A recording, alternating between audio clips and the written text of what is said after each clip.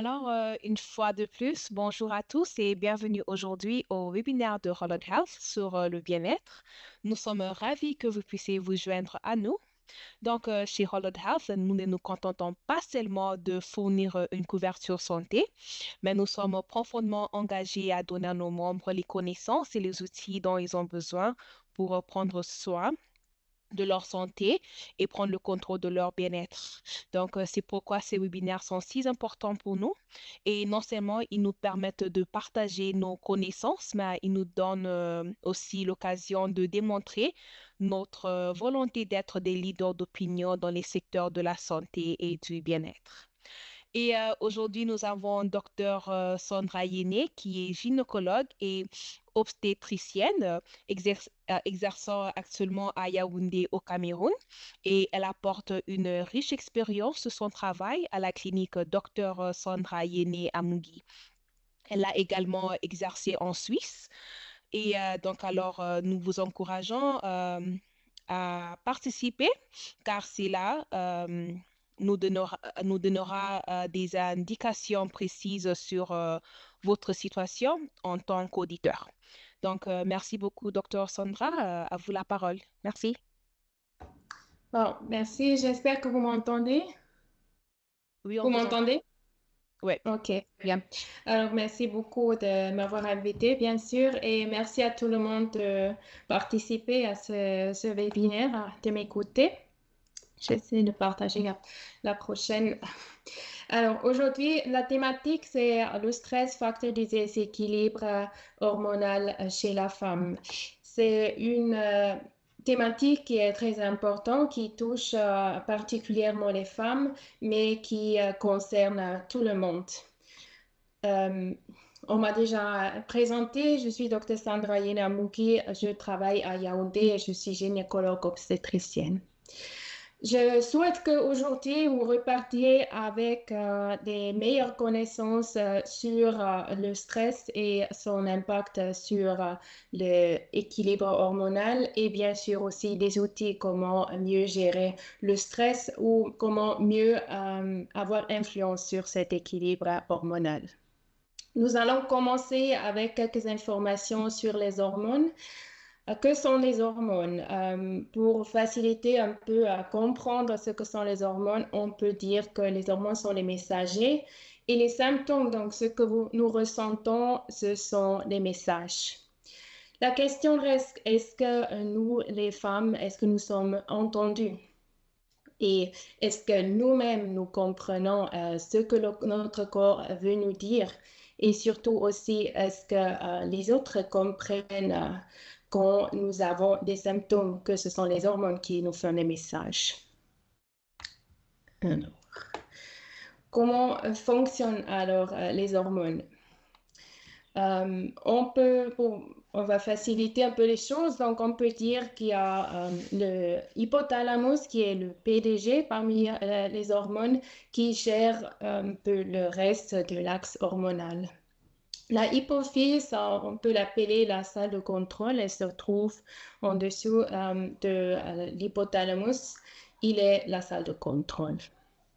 Dans tout cet axe, nous trouvons les glandes du corps qui réagissent à des signaux que l'hypothalamus et ensuite la hypophyse donnent au corps. Et ce sont les glandes surrénales, la thyroïde, le pancréas, les ovaires et chez les hommes, les testicules.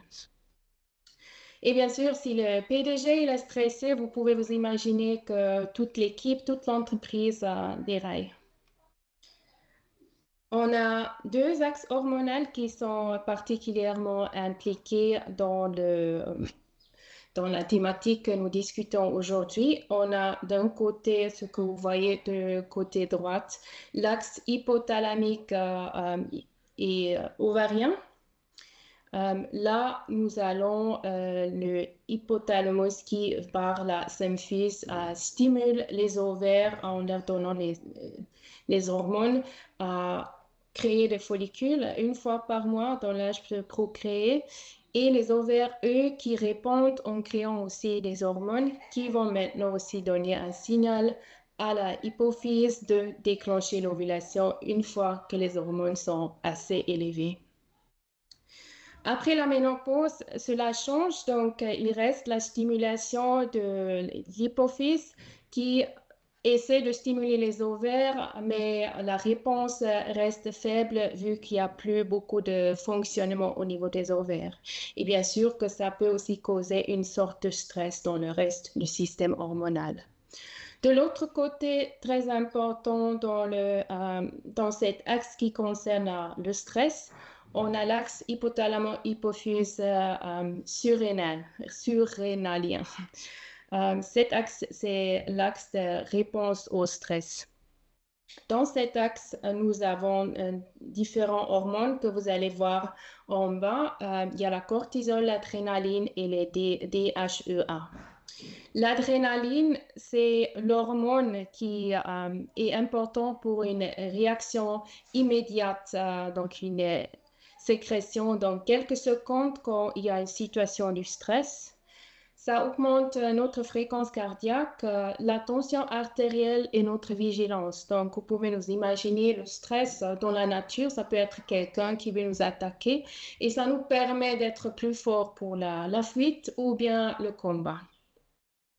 Le cortisol, c'est un hormone qui est excrété si ce stress persiste. Donc, c'est dans les minutes à heure quand le corps a constaté qu'il y a une situation de stress. Ces effets sont d'augmenter la glycémie, le sucre dans le sang. L'inflammation sera baissée suite à l'excrétion du cortisol et le système immunitaire, il ralentit. À court terme, c'est super efficace parce que nous avons besoin du sucre. Si par exemple nous devons courir, prendre la fuite ou nous sommes en combat, nous avons besoin du sucre pour avoir assez d'énergie. Mais à long terme, donc le stress chronique qui fait une excrétion de cortisol à long terme, ça peut être nuisible pour notre corps. Nous avons aussi le DHEA. C'est une hormone qui est un contrepoids naturel contre le cortisol. Il est également produit par les glandes surrénales et dans le cas de stress chronique, c'est la DHEAS qui arrive d'abord à gérer le cortisol, mais avec le temps, ça s'épuise et du coup, ce que nous pouvons ressentir, c'est une fatigue, une baisse d'immunité et aussi l'humeur qui devient fragile. Je pense qu'on va continuer avec la prochaine. Alors, nous voyons ici deux images aussi sur les hormones. Nous allons commencer à gauche. Nous voyons la pyramide des hormones et du stress.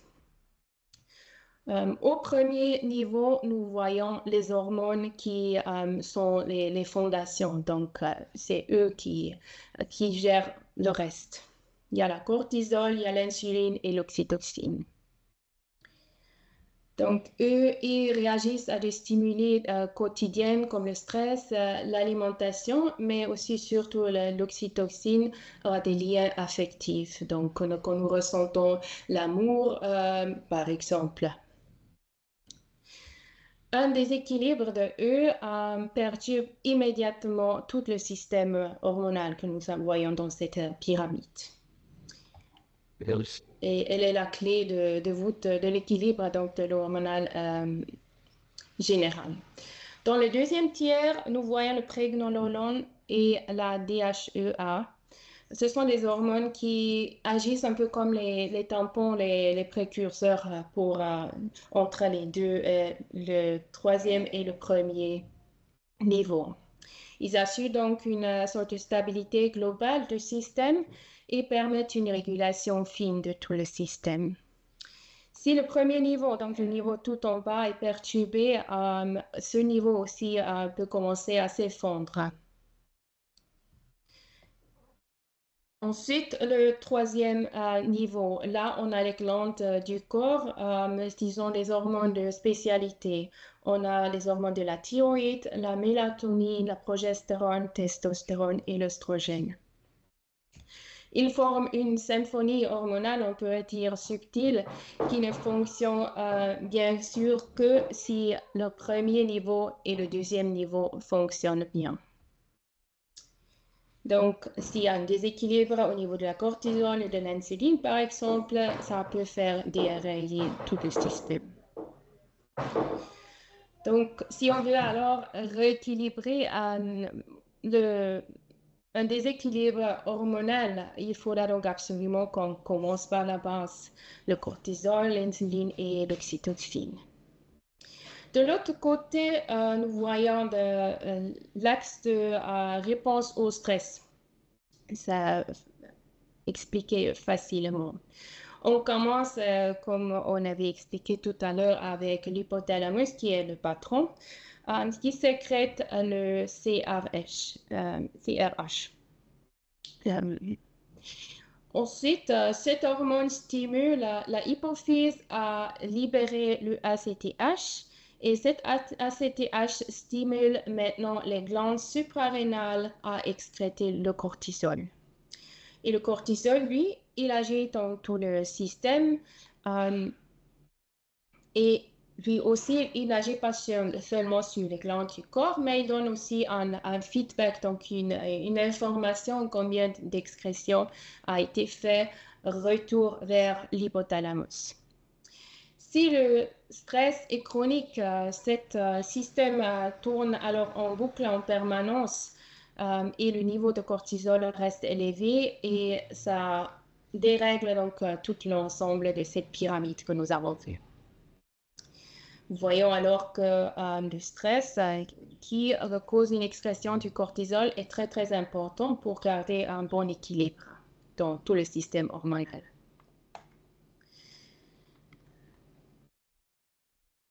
Alors, pourquoi il est alors important de comprendre votre réponse au stress?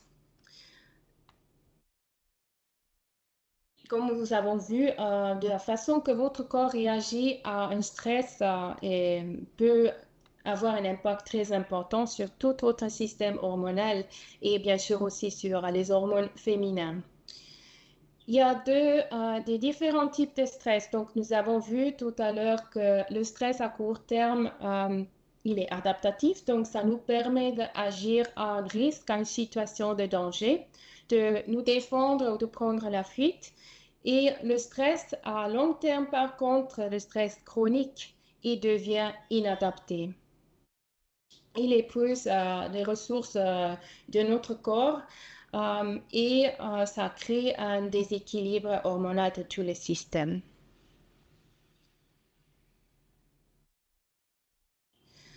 Les conséquences d'une réponse au stress déréglé, ça peut affecter donc tout le système hormonal, non seulement les hormones sexuelles comme les oestrogènes, progestérone, mais aussi la fonction cellulaire que nous voyons ici à gauche dans le cercle.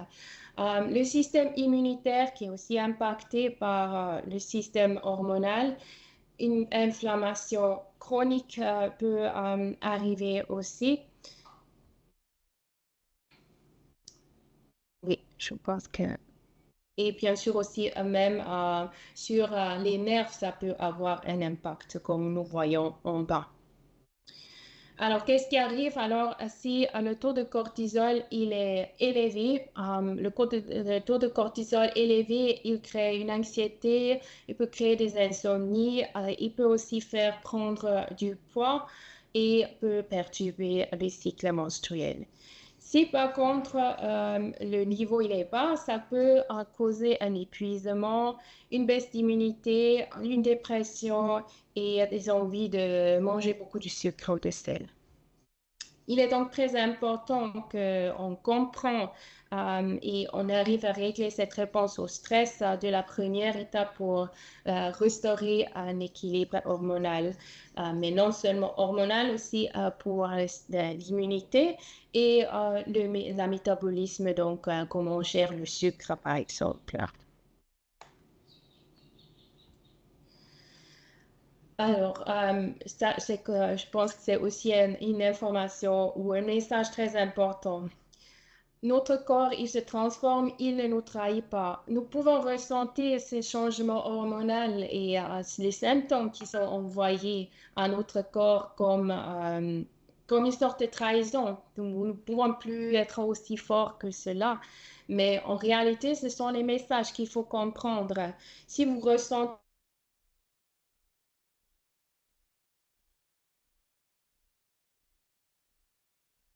ça ira mieux. Donc, il faut lui faire confiance à votre corps.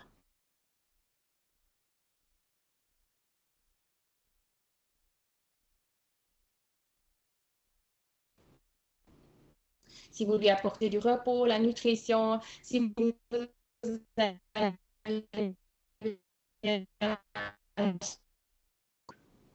votre corps est un allié et pas un ennemi. C'est important de comprendre.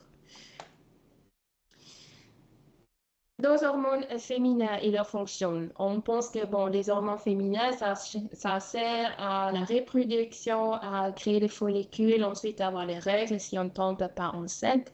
Mais en réalité, ils font beaucoup plus que cela. Ils agissent comme toutes les autres hormones aussi dans tout le corps. Ils influencent par exemple l'humeur et le sommeil, la concentration, même notre mémoire, la peau, les os, les muscles et aussi notre cœur et tout le système immunitaire.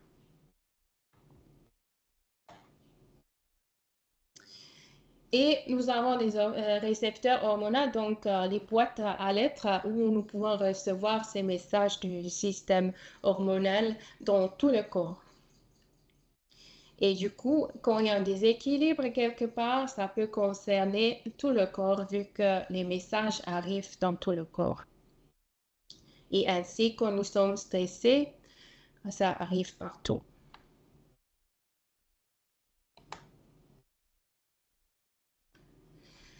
La santé du cerveau est importante.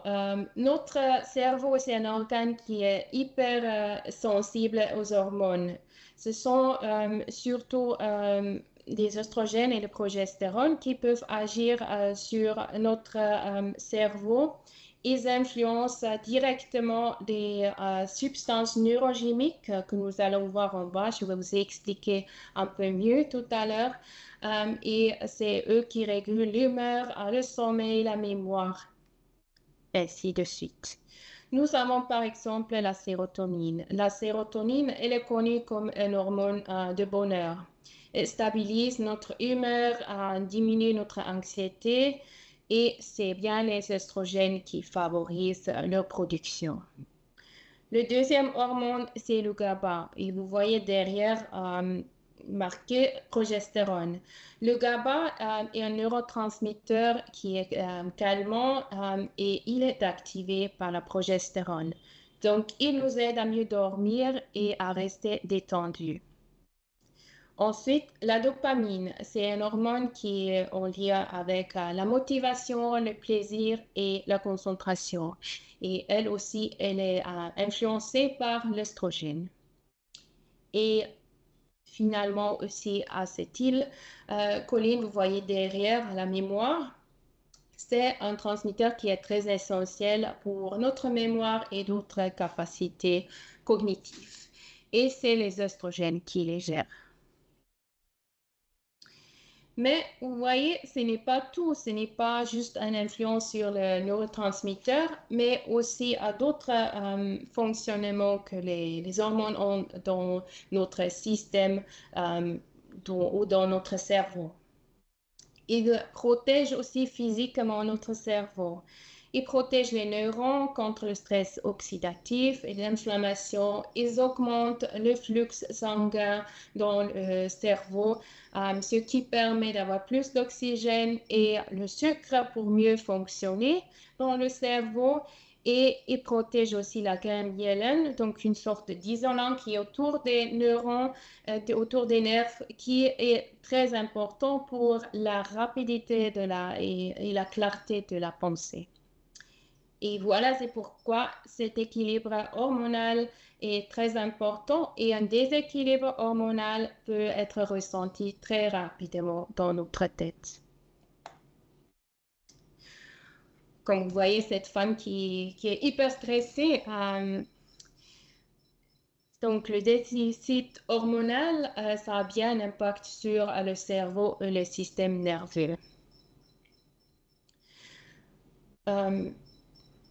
Donc, les premiers symptômes peuvent bien être d'un déséquilibre hormonal, que vous avez des problèmes de mémoire ou de concentration, le problème de sommeil, la sensation d'une sorte de brouillard mental dans votre cerveau, des difficultés à trouver les bons mots, d'articuler, de suivre un raisonnement qui peut être un peu plus compliqué. Et tous ces signes peuvent arriver bien avant que d'autres signes visibles dans le cycle menstruel, par exemple, ou ailleurs dans le corps peuvent arriver. Donc, le cerveau est vraiment un des premiers organes qui réagit à un déséquilibre hormonal ou à, par exemple, un excès de cortisol. Là, nous avons une très jolie image. Ça peut être un peu abstract pour vous, mais je pense que ce qui est très joli dans le cercle rouge, on voit très bien que les femmes sont soumises pendant la périménopause à bien beaucoup de changements hormonaux, les hauts et les bas, qui sont beaucoup. Que se passe-t-il alors exactement dans la périménopause? Alors, vous voyez les fluctuations des hormones. Nous avons aussi des règles qui peuvent changer, peuvent devenir un peu plus légères, parfois des absences pendant quelques mois et puis encore des règles. Nous pouvons avoir des bouffées de chaleur, des sueurs nocturnes, des problèmes ou des changements au niveau des peaux, des cheveux, aussi du côté du vagin ou même dans d'autres muqueuses dans la bouche. On peut ressentir parfois une sécheresse. Et cette problématique de mucose peut aussi se montrer avec les symptômes de la vessie qui devient peut-être plus irritable, que vous avez l'impression de devoir uriner plus rapidement que dans le passé ou devoir courir plus rapidement pour aller aux toilettes.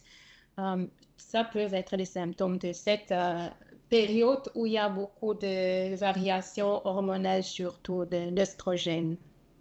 On peut aussi ressentir les douleurs d'articulation et comme vous avez vu, comme le cerveau est très sensible à des changements hormonaux, ça peut aussi affecter votre humeur et parfois vous donner une fatigue émotionnelle, irritabilité, une tristesse sans que vous compreniez la raison qui est derrière.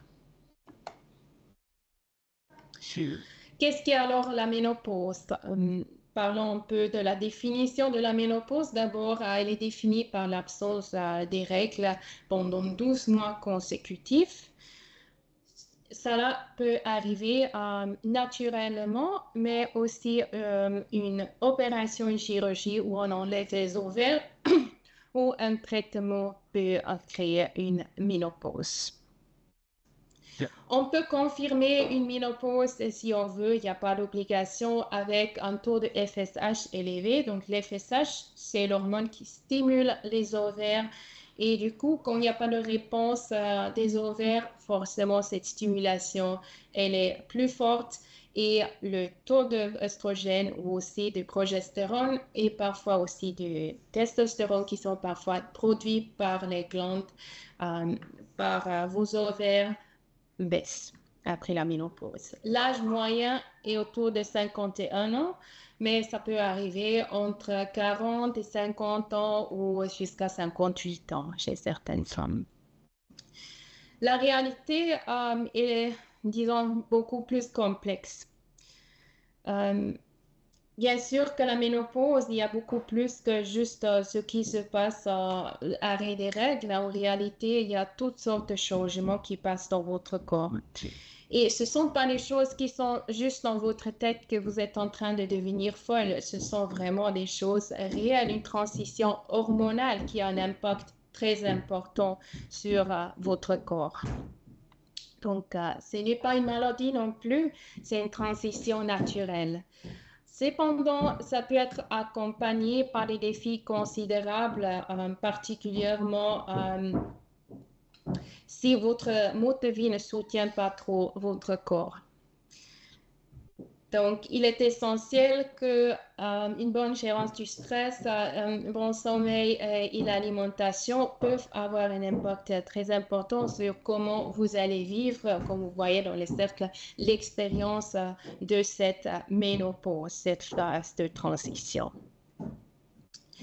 Et il est important de bien vous faire accompagner dans cette période, de faire attention à votre corps et de lui donner dont il a besoin pour aider à équilibrer le déséquilibre hormonal et aussi pour soulager les symptômes qui peuvent venir avec cette ménopause.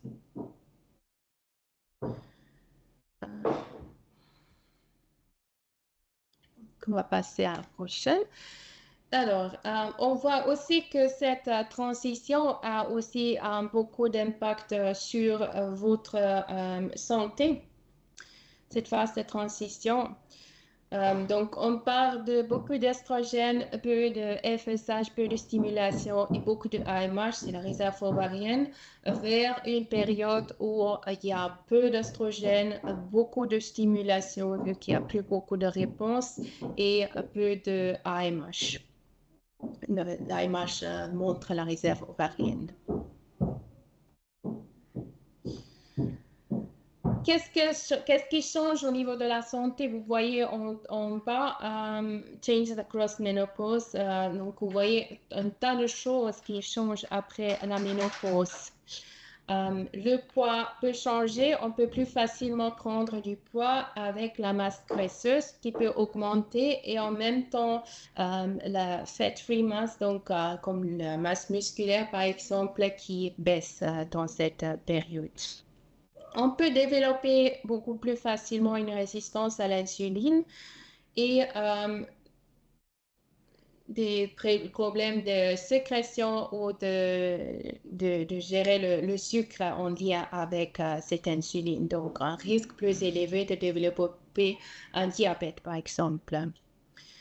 Une dyslipidémie, donc les lipides dans le sang peuvent changer de niveau et on peut être à risque d'avoir des problèmes à cause de cela et ça peut aussi concerner votre santé vasculaire, donc la santé de vos vaisseaux sanguins.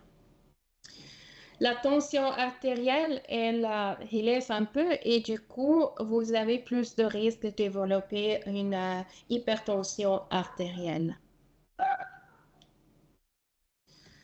Et vous pouvez aussi ressentir les symptômes vasomotoriques, des bouffées de chaleur, des sueurs nocturnes, ou sont très fréquents dans cette phase. Aïe. Et vu que la masse musculaire, elle baisse aussi dans cette période, vous avez besoin de moins d'énergie que ce que vous avez eu besoin avant et ça a aussi un impact très important sur votre santé. La santé cardiaque avec la santé vasculaire change aussi. Et la santé du sommeil, donc comme vous avez vu, qu'il peut y avoir des perturbations du sommeil, des insomnies sont beaucoup plus fréquents en raison de cette fluctuation hormonale. Et la santé des os, la densité des os baisse et on risque d'avoir un peu plus, on a plus de risque d'avoir des fractures à cause des os qui ne sont plus aussi forts comme avant. La ménopause et l'anxiété. La ménopause est souvent accompagnée d'une augmentation de stress et anxiété en raison des fluctuations hormonales qui ont un impact sur le fonctionnement de votre cerveau, et surtout la baisse des oestrogènes. Et cela peut intensifier aussi des symptômes physiques comme les bouffées de chaleur, les insomnies, affecter votre humeur, entraîner une irritabilité, mais aussi une anxiété.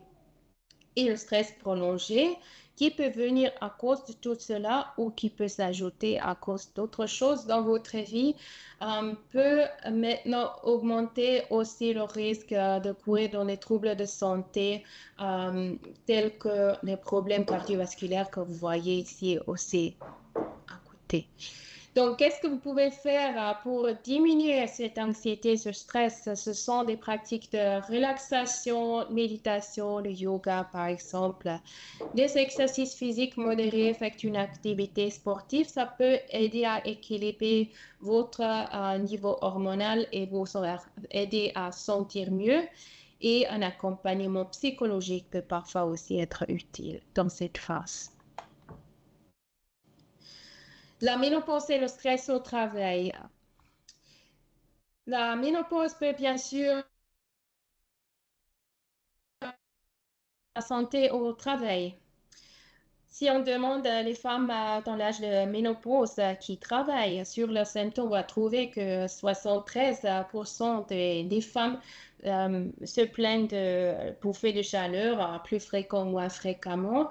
63% ont parfois un sentiment de fatigue qu'ils n'ont pas ressenti avant. 48%, donc presque la moitié, ont l'humeur qui baisse. Des pertes mémoire sont aussi pas à négliger, donc 43%, ça approche aussi presque à la moitié de toutes les femmes ont constaté que la mémoire est dérangée par ce qui se passe dans cette phase de transition. Les signes de stress au travail peuvent être similaires, donc des difficultés de concentration, parfois aussi des problèmes digestifs qui se montrent de retrait social, qu'on préfère ne plus avoir contact avec personne si possible, une apathie, donc le manque d'intérêt, qu'on était bien motivé avant au travail. Parfois des maux de tête ou les tensions musculaires, les douleurs dans le dos, par exemple, et un sentiment d'anxiété ou irritabilité ou même une baisse d'humeur. Et tout ça, ça peut bien sûr aggraver le stress au travail et aggraver les difficultés dans la vie quotidienne qu'on peut avoir. Il est donc très important d'adopter les stratégies pour la gestion du stress et du bien-être au travail pour mieux faire face à cette période de transition. Les maladies liées à déséquilibre hormonal pendant la ménopause. Comme vous voyez, l'œstrogène baisse dans la phase de transition dans la ménopause et continue à baisser après. Et ce changement hormonal a un impact direct sur le système de tout le corps. Il y a des pathologies qui deviennent plus fréquemment après la baisse de l'estrogène, telles que vous allez voir dans les schémas en bleu. La perte de la masse musculaire, mais aussi l'ostéoporose, donc oui, comme vous voyez en haut, des problèmes d'articulation, des arthrites, des maladies neurodégénératives, comme vous avez vu. Les hormones sont aussi très importants pour protéger les nerfs dans le cerveau et ailleurs dans le corps, et des risques d'obésité, de surpoids et de diabète, problèmes avec la gestion du sucre par l'insuline. Et le risque de développer des maladies cardiovasculaires, dont des problèmes avec le cœur ou d'autres vaisseaux sanguins, augmente aussi avec la ménopause. Donc, vous voyez que la baisse des hormones ne concerne pas seulement votre cycle menstruel, ça transforme vraiment tout votre corps, le métabolisme, les os, les nerfs et aussi le système cardiovasculaire, le cœur et les vaisseaux sanguins. Comment on peut alors gérer cette ménopause qui semble être quand même une phase de transition, un défi? Heureusement qu'il y a de nombreuses options pour vous accompagner dans cette phase de transition. Il y a les médicaments, le traitement pharmacologique pour soulager les symptômes, donc des traitements directement qui agissent par exemple sur les bouffées de chaleur ou aussi sur une phase de dépression. Les suppléments qui peuvent combler des carences ou soutenir votre organisme, par exemple de fer ou d'autres. Une nutrition adaptée, équilibrée, une activité physique peut aussi aider à maintenir un meilleur équilibre métabolique et osseux. Après aussi les approches psychosociales, spirituelles, relaxation, méditation ou des thérapies de soutien si nécessaire peuvent vous aider. Et tout en haut, on voit aussi le traitement hormonal de substitution. Et ça, c'est envisageable de cas à cas. Donc, il faudra pour chaque femme une prise en charge personnalisée, globale et respectueuse de son vécu.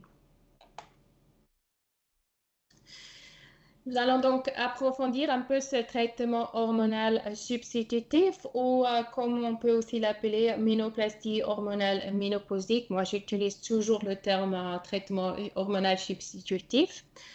Alors, ça vise à compenser cette chute d'hormones dans cette phase de transition.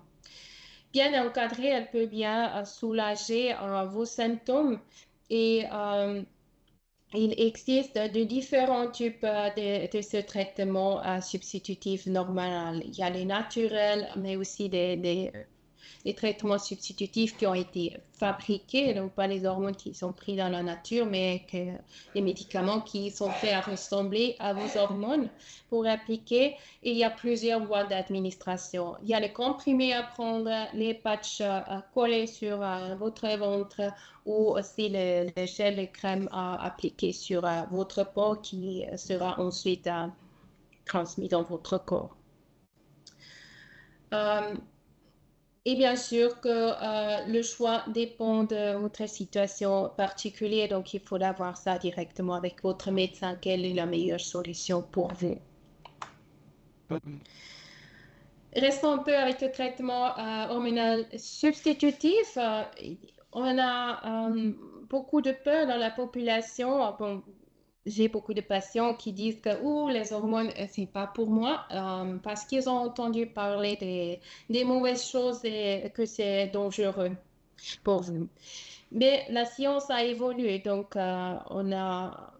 on connaît de plus en plus comment il faut appliquer, où il ne faudra pas appliquer, quelles hormones, donc il ne faudra pas trop avoir peur. Ça dépend donc du type de ces hormones utilisées, si c'est naturel ou synthétique. La voie d'administration est très importante. Donc, la voie d'administration par la peau, par exemple, a beaucoup moins de risques pour développer un problème cardiovasculaire, par exemple une thrombose, embolie ou aussi un infarct cardiaque comparé à un traitement par voie orale. Bien sûr aussi la dose, donc la dose n'est pas pareille. Il y a des femmes qui ont besoin de plus de doses et d'autres qui ont besoin de moins de doses. Et le plus que la dose, le plus que le risque pourrait être dans le cas. Et bien sûr aussi, ça dépend de la personne elle-même. Donc, une patiente qui a 60 ans a une autre situation de risque que quelqu'un qui vient d'avoir 50 ans. La génétique est importante aussi. Vous avez des cas de cancer des seins, par exemple, dans la famille. C'est une autre situation que si vous êtes quelqu'un où il n'y a aucun cancer dans la famille. Et aussi, bien sûr, votre mode de vie. Si vous êtes quelqu'un qui fait attention à une bonne hygiène de vie, vous avez certainement moins de risques que quelqu'un qui fait un peu moins attention ou quelqu'un qui est peut-être qui vient déjà avec un surpoids bien élevé. Donc, il y a bien beaucoup d'avantages d'un traitement substitutif hormonal.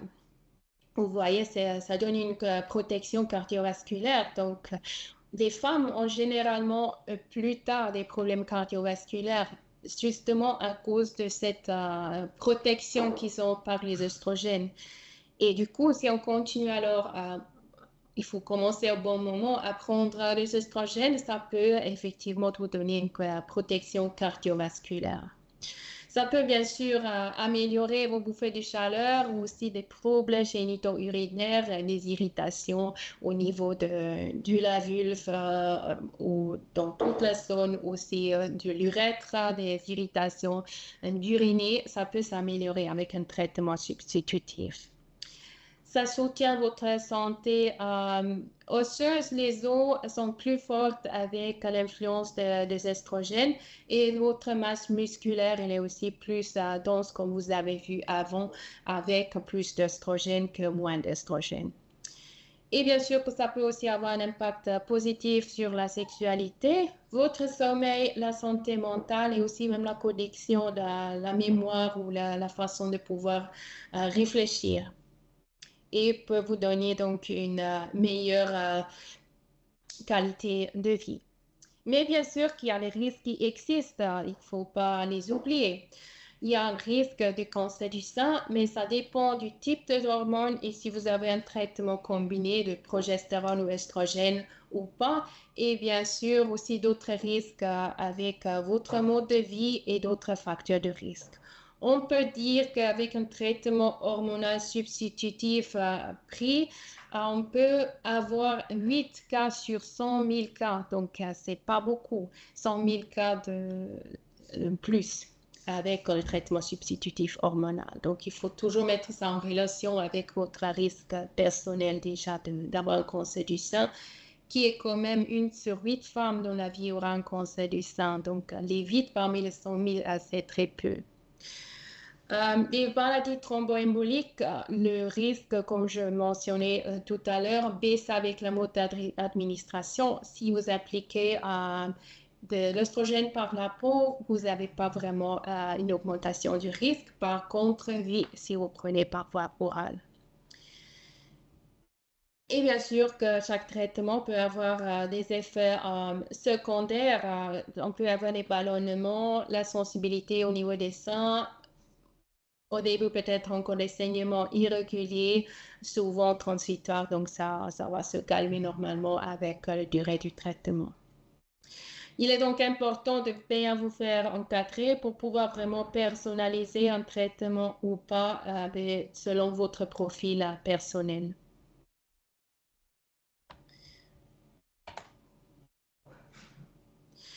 Alors, revenons un peu au bon message. Donc, votre déséquilibre hormonal, ce n'est pas un défaut, c'est plutôt une façon de votre corps à réagir à cette phase de transition. C'est un signe. Votre corps, il ne vous trahit pas, il vous guide. Vous n'avez pas une faiblesse si vous avez cet déséquilibre hormonal. C'est une phase de transition et votre corps vous envoie des signaux pour pouvoir mieux gérer cette phase de transition. Écoutez votre corps, chérissez-le et puis devenez la meilleure version de vous-même en écoutant votre corps et en faisant ce qu'il vous propose de faire. Et prenez soin de vous. Je suis prête pour les questions. Merci beaucoup, Dr. Sandra. Si vous avez des Merci à questions, vous. vous pouvez aussi les écrire dans les chats et puis Dr. Sandra pourra répondre à toutes vos questions. Merci beaucoup. S'il vous plaît, docteur, je vois qu'il y a une Oui. question dans les chats déjà. Dans les conversations, il y a une question sur le partage des documents ou est-ce que j'ai pas vu une autre question? Ou c'est dans les Q&A? Non, non, je pense que c'est sur le partage du document. D'accord.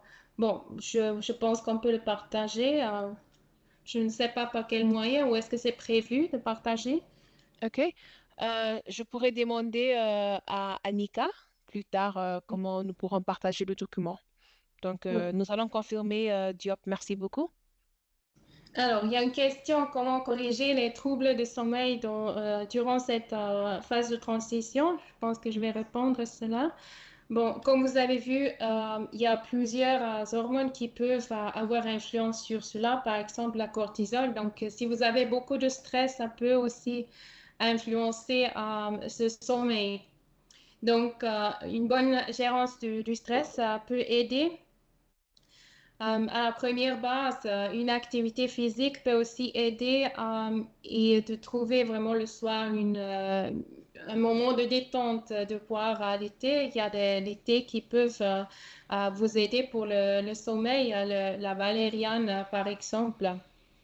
ça peut vous aider. Mais aussi au niveau de la hygiène de vie ou avec les écrans, d'éviter les écrans le soir. Et si jamais le trouble du sommeil, vous avez vraiment tout ça essayé, les traitements à base de plantes et peut-être s'il y a encore d'autres symptômes, ben, là on peut dans certains cas aussi penser à un traitement substitutif hormonal. Mais ça commence d'abord par une hygiène de vie, un peu voir tout ce que vous avez autour, s'il y a des améliorations à faire pour influencer positivement votre sommeil. Ouais, voilà, vous avez dit surtout ça, quand le reste n'aide pas. Donc, il faut d'avoir quand même avec peut-être votre gynécologue. Si vous avez surtout, si vous avez d'autres symptômes de la périménopause, si on peut peut-être quand même penser à un traitement hormonal substitutif ou ce qui est aussi très efficace souvent, mais ça ne marche pas pour tout le monde, c'est la mélatonine. Donc, des comprimés à mélatonine à prendre un peu avant que vous allez dormir parce que c'est le mélatonine, donc il y a plus de lumière dehors qui fait en sorte que votre corps devient fatigué. Donc, si vous n'avez pas encore essayé la mélatonine, ça pourrait être quelque chose. Sinon, dans tous les cas, ce serait peut-être mieux de voir votre cas particulier avec votre gynécologue, par exemple. Bon, quand le sucre affecte les hormones, alors le sucre doit être géré par les hormones. L'insuline doit gérer le sucre. Donc, l'insuline, c'est l'hormone qui dit que le corps, il est saturé.